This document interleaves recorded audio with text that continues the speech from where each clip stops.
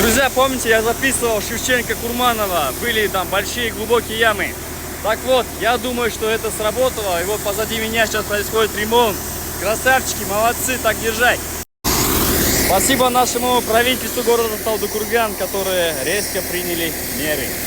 Вот делают, вот эти ямы залатают, вон там дальше идет работа, вот здесь яма была глубокая. Молодцы, оперативно. Ну как оперативно, недели 2 прошло, наверное. Мужики работают, красавчики.